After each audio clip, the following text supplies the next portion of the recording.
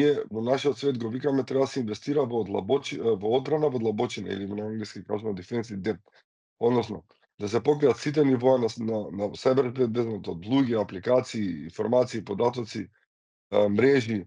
Буквално треба да се покрие целата таа одбрана во длабочина на секоја институција и или да се централизира целиот систем и да се зголеми видливоста на активности кои што се случуваат во самата мрежа и самите системи, се со цел да се затоа што видите, вие како институција или министерство или кон приватна компанија, 100 нема 100% да сте заштитени, значи 100% вие може да бидете хакирани, но сето тоа, нашата цел како компанија и како луѓе кои што работиме во сајбер безбедноста е тој напад да биде спречен да се шири.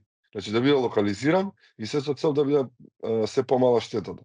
Значи дека инвестициите треба да бидат во алатки, во првото е capacity building, оно што го викаме, дека треба да се инвестира во луѓето, да се инвестира во луѓето и да се јача да се зголемат тие капацитети на препознавање на такви напади, да се смени мајндсетот, односно размислувањето, што и како може да се случи доколку некој влезе во вашата мрежа. Ние, например, еден пример ќе кажам од нашата компанија. Ние, кога ќе земеме одреден кандидат, одреден вработен, од 3 до 6 месеци минимум е да го спремиме да биде на најосновно ниво, за да биде дел од cyber security тимот. Што значи дека голема инвестиција во луѓето, како што го прават одредени држави, е круцијално, но инвестирање во алатки и системи кои што ќе ги следат сите тие активности во нивните мрежи, системи и слично. Сепак тоа е процес кој што не може, пак викам, нема почеток и крај, можеби има почеток, но крај нема, затоа што постојано имаме нови системи, нови апликации, нови технологии, и во кои што треба луѓето да се унапредуваат, да ги учат. Имаме постојано нови напади. Сте биле ангажирани некогаш вака од државна институција да помогнете при некој ваков сериозен напад?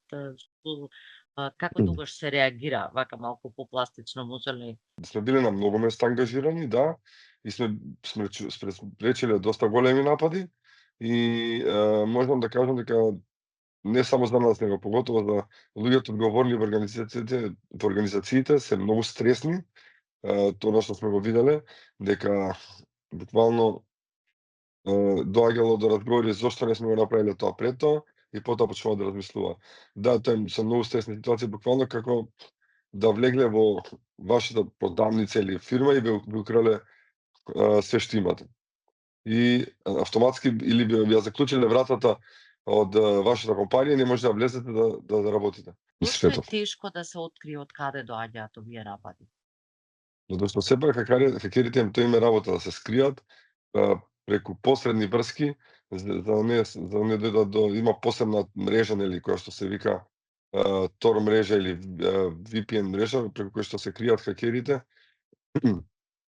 и истите ги користат се со цел да не бидат откриени.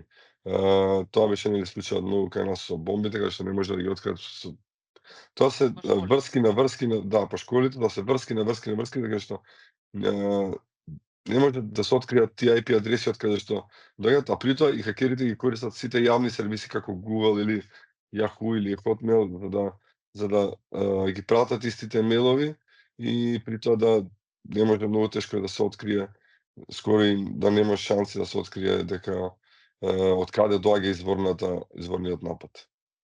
Но се повели.